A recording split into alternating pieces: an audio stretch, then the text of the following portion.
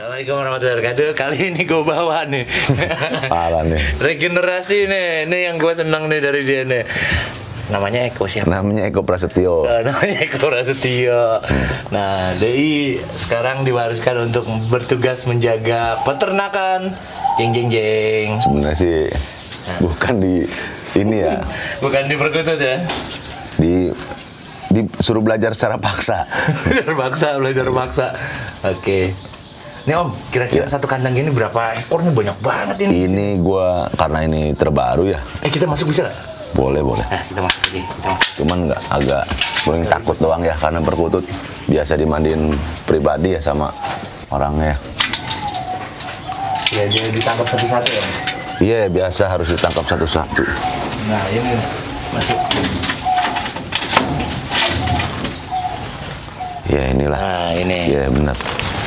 Ya. Kita ngobrol di dalam kandang. Iya betul. Maaf nih kotor kandangnya, namanya kandang koloni. Jadi Di rumah sakit Om. betul. Jadi ini sih burung perkutut baru jalan bokap gue ya 2 bulan lah. 2 tahun. 2 tahun. Nah, 2018 sebelum ini bokap juga udah ternak di tahun 90 sampai 95. Tahun 90-95 memang pernah main dan dia belajar untuk berternak, menciptakan suara lah ibaratnya. Karakter suara ya. Oke. Jadi ini koloni sistemnya. Iya, pertama mungkin dan inovasi bokap orangnya suka inovasi ya. Jadi sebelum meninggal diterap ini 1 kandang koloni 10 jantan 20 betina. Wih. Jadi nggak cuma manusia aja katanya poligami. Iya, aja juga. Iya, jadi harus dipilih juga. Jadi terah yang senggang. Ini bapaknya juara, anaknya belum tentu juara. Nah, itulah di ekspektasi di kandang ini. Dia nyiptain burung yang terah juara, anaknya belum juara. Oh, digabungin. Ambil darahnya, memang darah di perkutut penting. Iya. Terutama ya di suara. Oh, gitu. Nah, sebelumnya gini Om, sebenarnya saya mau nanya dulu nih, nama bokap Om siapa nih? Oh, teman-teman juga iya. ada yang bokap kebetulan namanya Haji Agus Subiakto dia. Dia kebetulan si pensiunan sipil lah. Iya. Itu. Dan ini gabung di tempatnya Ko Akyong. Kita kebanyakan sih bibitan dari Ko Akyong. Ini indukannya dari dasar awalnya. Dasar awalnya bokap beli, dia belajar untuk berternak lagi. Jadi bedol kandang di tempat Ko Akyong. Dibayarin tuh anak-anak Ko Akyong yang bagus-bagus. Itu kisaran berapa ekor waktu pertama kali? Baru ambil itu 50 pasang. Oh, langsung bokap. Banyak. Jadi langsung sama bokap di poligami. Iya, di poligami seperti ini yang senggang-senggang di cross sama yang semi senggang. Oh, semi senggang. Rapat sih insya Allah nggak ada.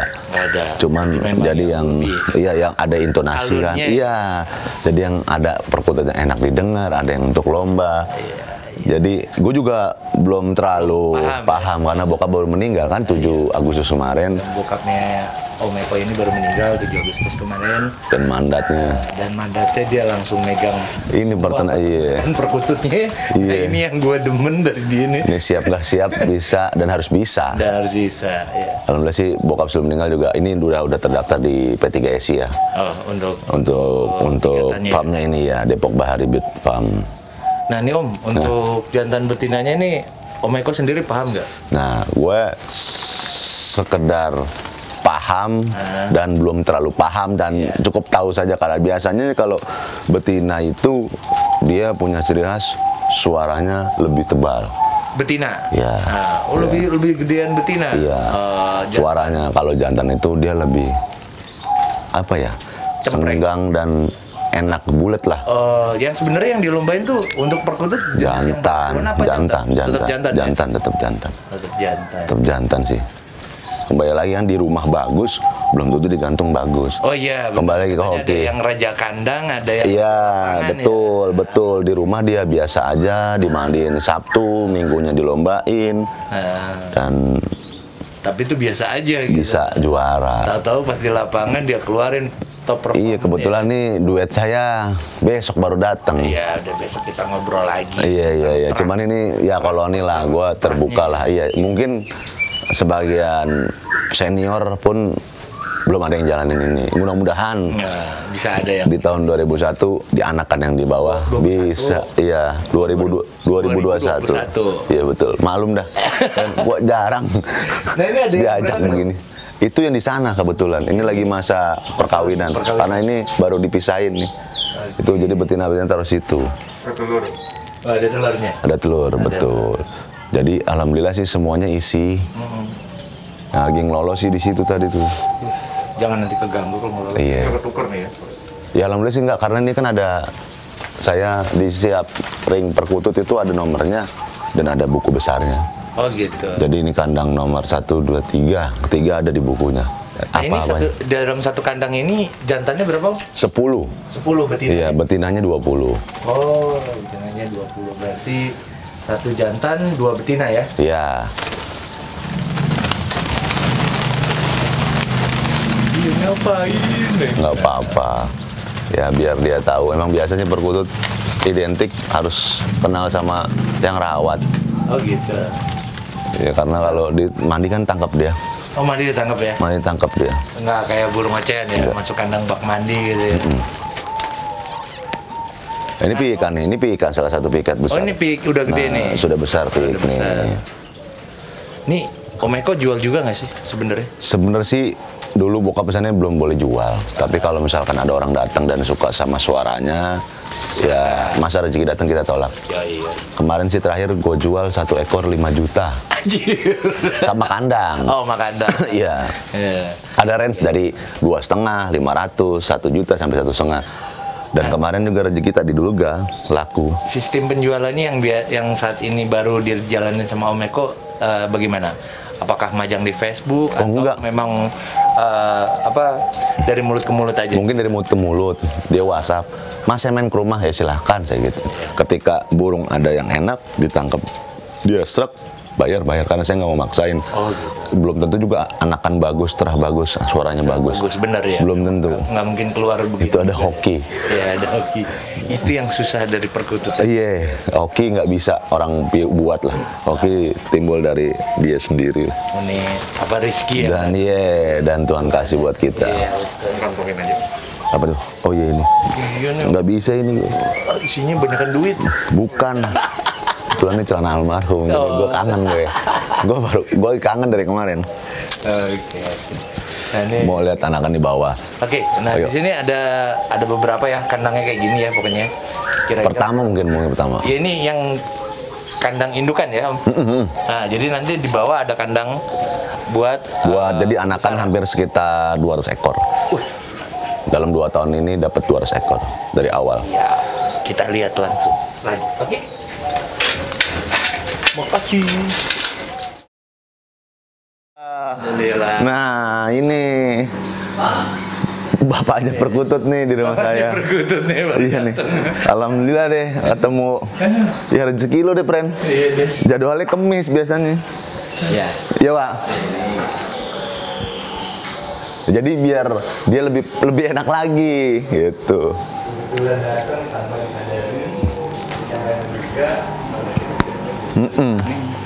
Lepo teman. Yang ahli dalam segi perkutannya almarhum Om Eko. Nah itu Pak, dia mau nanya perkutut itu. Nah kebetulan ini gue baru bikin plakat juga sebelum bokap meninggal nih, plakat gue udah jadi itu. Plus Persatuan Pelestari Perkutut Seluruh Indonesia. Pesen dia sebelum meninggal. Belum meninggal, jadi dibikin plakat. Iya, kok nih Bapak belum daftar P3SI bulan Agustus, ya siapa tuh bisa kita daftar. Ngomong juga nggak pausan juga. Jadi ini udah didaftarin, udah semuanya siap, ready, bisa buat jual. Ya tinggal kita teruskan doa biar anak-anaknya bagus-bagus. Nah kalau untuk nanya perkutut tinggal ke duetnya. Sebelum almarhum meninggal emang duetnya nggak pausan. Oke. Iya bukan. Nah ini Pak Osan yang ngurus tempat peternakan ini Pak. Ya, jadi saat ini saya yang merawat burung perkututnya punya almarhum Pak Agus Dosen. Terus Dan diwariskan, maaf Pak.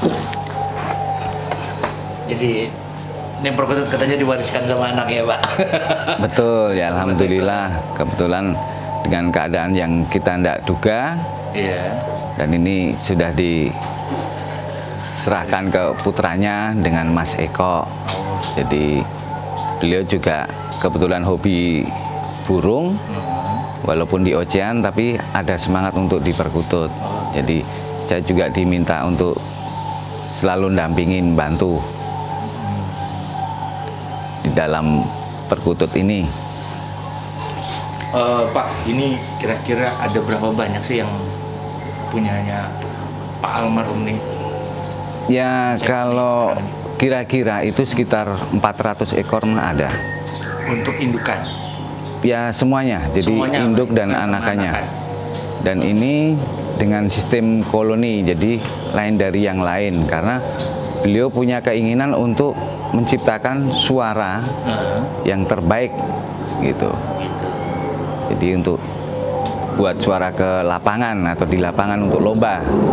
Jadi tidak menggunakan trah. Tapi kalau dari trah, ya indukan-indukannya juga dari trah juara kan gitu.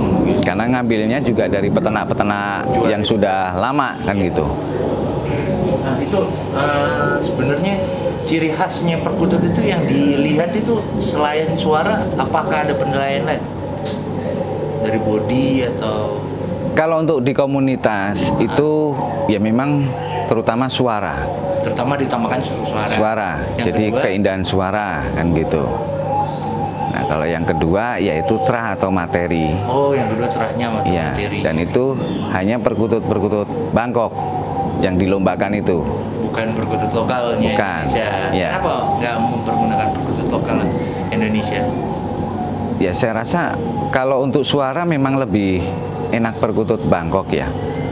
Kalau suaranya gimana? Lebih ulem, yang jelas sangat beda jauh dengan lokal itu. Iya, saya pernah sedikit memahami perkutut lokal.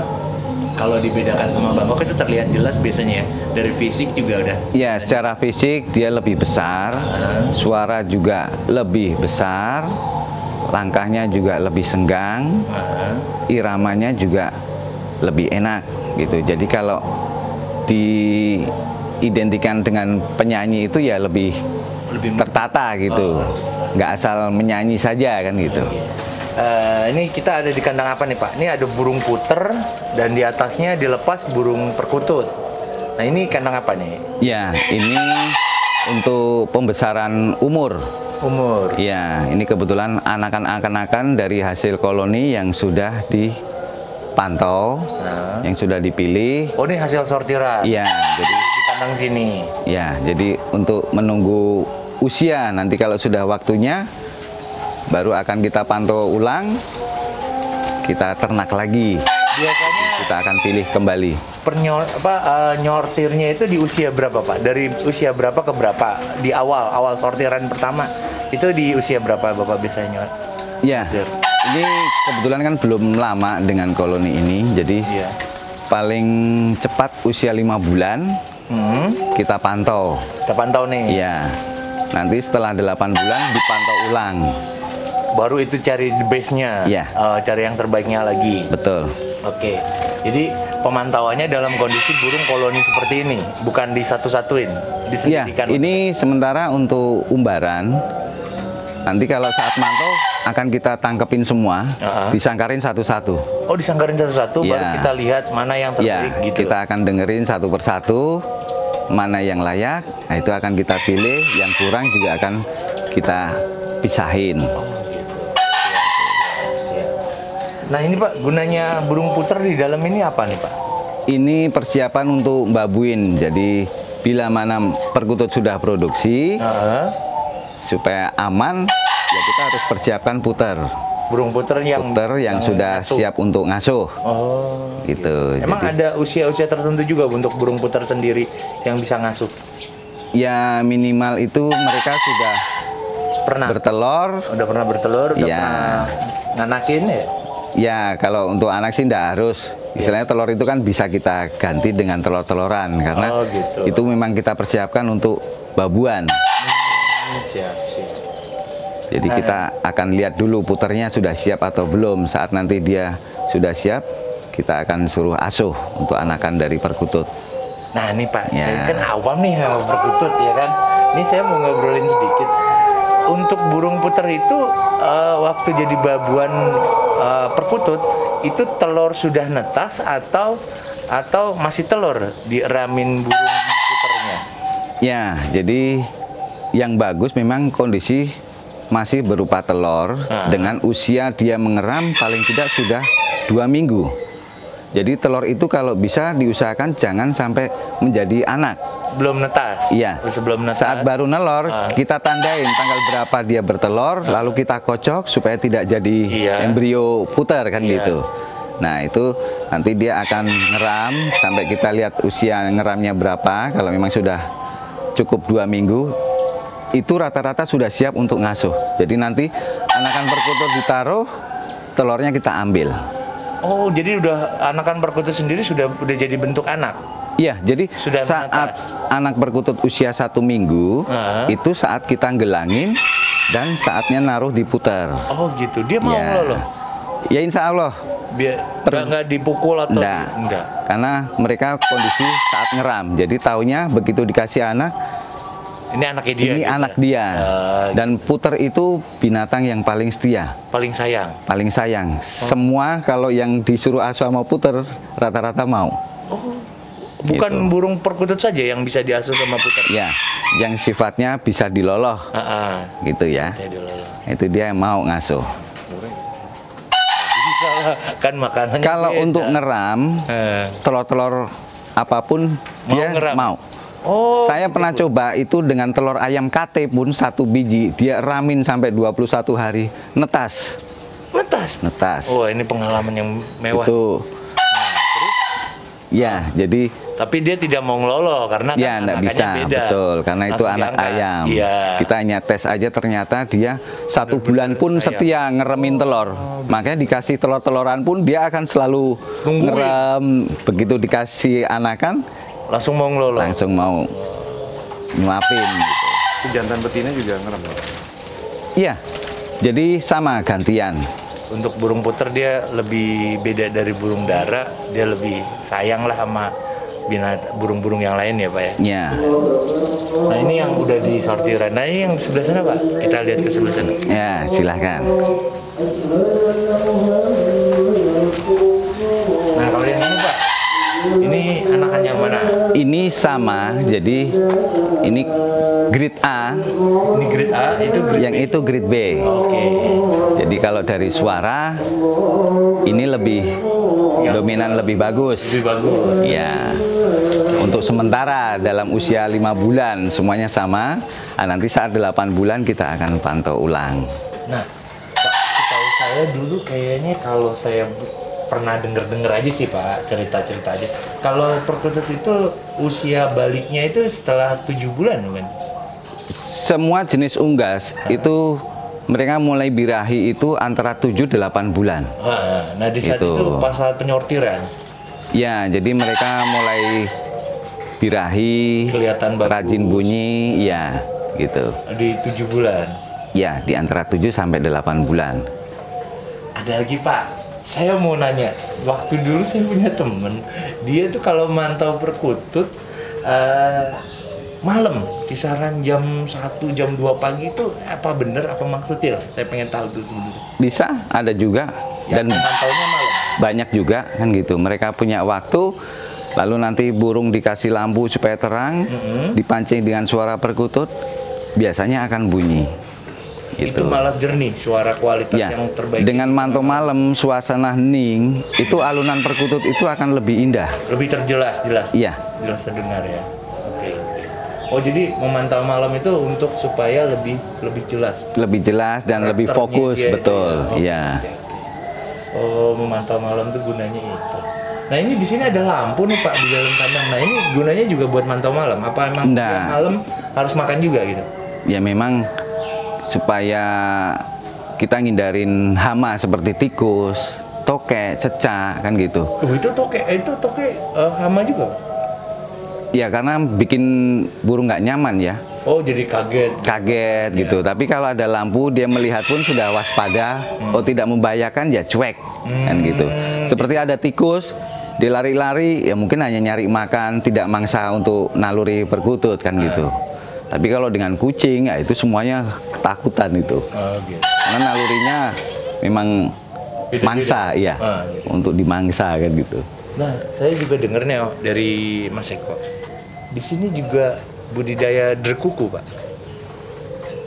Ya untuk saat ini tidak Tapi ada burungnya. ada. Ini kontes juga, derkuku kontes apa? Dulu Derkuku? sempat kontes, selalu dapat juara karena beliau ini kan memang Almarhum seneng riset ya. Jadi dikasih jamu-jamu itu walaupun burungnya tidak Mewah, tapi mewah biasa. banget, tapi rajin bunyi, selalu pulang bawa piala. Oh gitu. Jadi almarhum tuh punya resep-resep Ya, jamu ada ya. jamunya kan gitu. Jadi untuk membunyikan di lapangan itu tidak mudah Oh gitu. saat lomba, iya. Di rumah rajin belum tentu di lapangan mau bunyi. Bunyi mereka- sekali dua kali tuh dia nggak mau. Belum tentu. Bisa sampai babak pertama sampai terakhir itu tidak mau bunyi. Mereka numpang jemur, makan, berak kan gitu. Ya kebetulan saya ini kan juri tancap Iya. gitu. Jadi saya paham. Oh ini burung si A hanya jemur aja. Oh ini babak ketiga mau bunyi kan gitu. Oh gitu. Nah ini putar pelung, Pak. Yang kita Ini kebetulan anakan-anakan yang sebetulnya kita tidak produksi karena kita ya suka telat untuk ngangkat. ngeganti telur-teloran atau jadi. kita kocok ternyata jadi. Oh, Ya akhirnya ya kita kumpulin. daripada dilepasin juga sayang ya. Ya. Ya kalau ada yang minta ya kita kasih kan Oh gitu. gitu. Regenerasi bukan Buat ya? bunyi-bunyi. Jadi puter ini juga manfaatnya besar. Iya.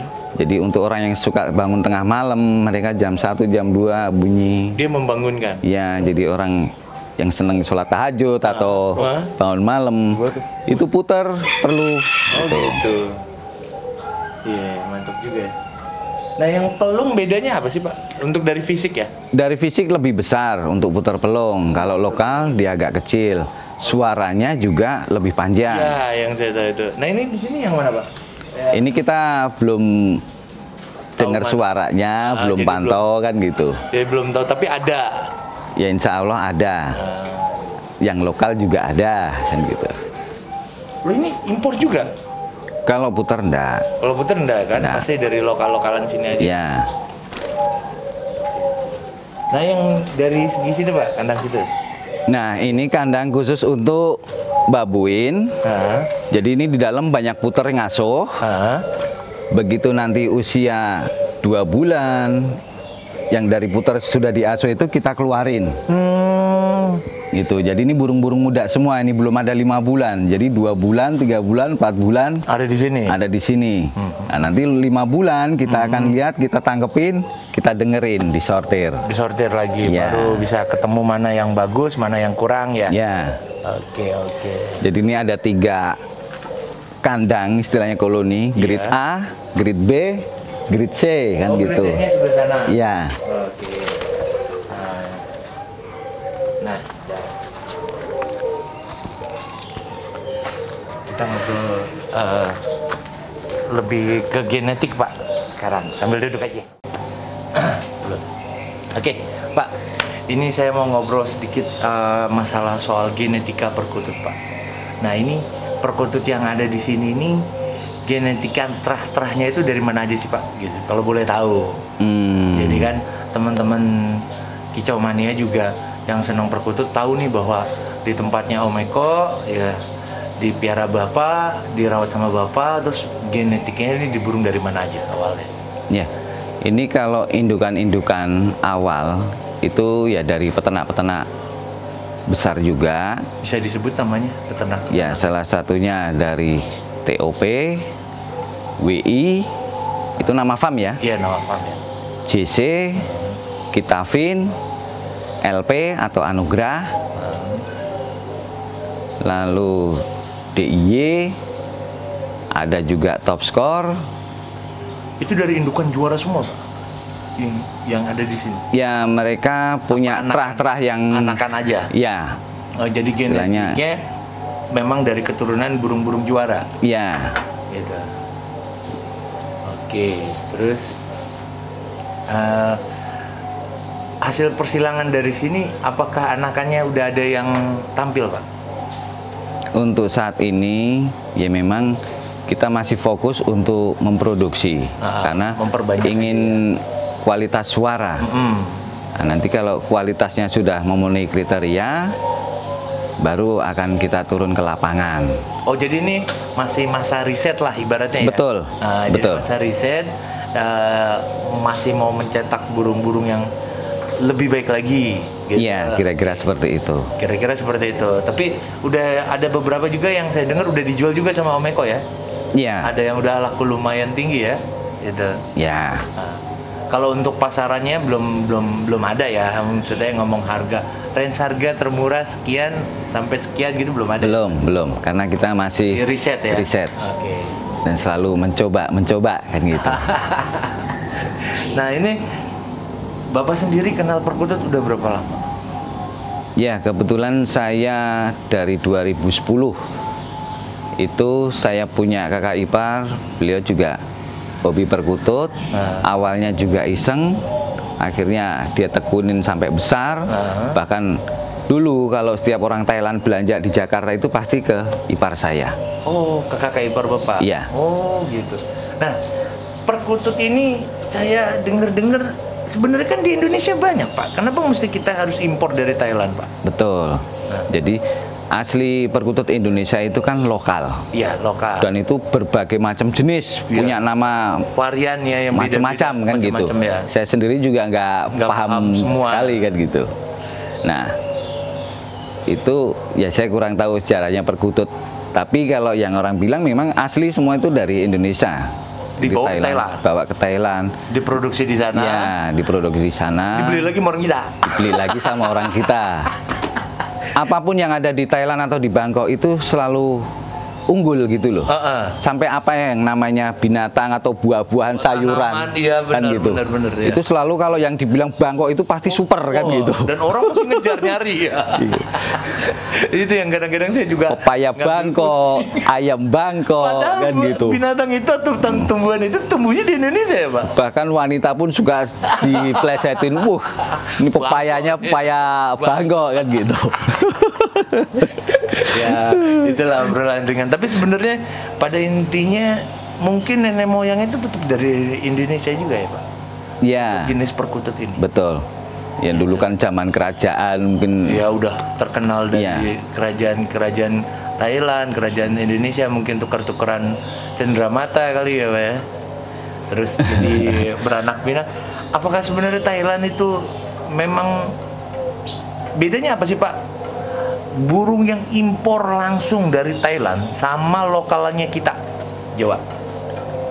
Nah kalau untuk sekarang ya, itu kalau burung Thailand memang dia identik lebih besar suaranya. Iya. Suara body juga besar. Body besar. Lalu keteknya juga lebih senggang.